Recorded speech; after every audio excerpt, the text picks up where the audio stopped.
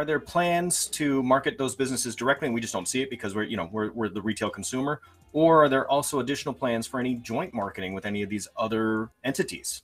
The team over at MA Pay that's doing 800 million in healthcare payments for Bermuda.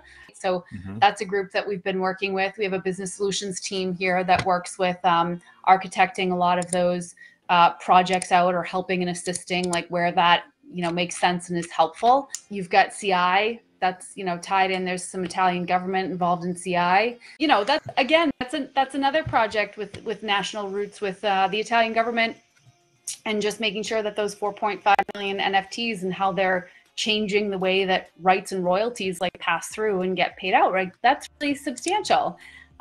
You've got a vaccine passport down in Colombia and Peru that's being built on Algorand. So those are some of the national projects. I forget what we were talking about, but in terms of, what we're sharing and what we're doing.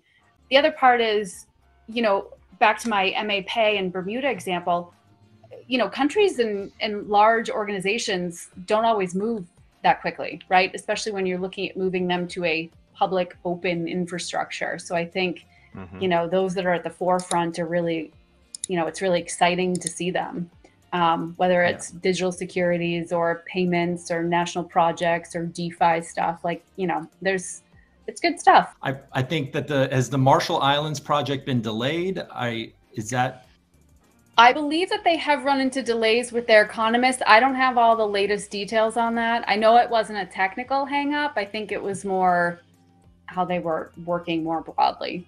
But is there anything coming up with CBDCs that we could know about, or are there any exciting things coming or anything like that? Let's listen, like Algorand's open source technology. I think there's a number of different organizations and countries that are looking across the board at what they should be using for infrastructure and how they should be moving forward. I think that's another example, like they don't necessarily move fast.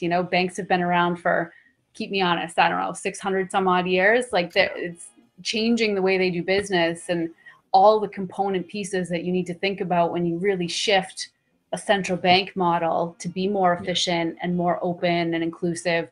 I mean, there's a lot to unpack no matter what country you are, how big or small your economy is. So, I think that's some time away, but there's definitely interesting things out. They're starting to talk about it. They're starting to test it.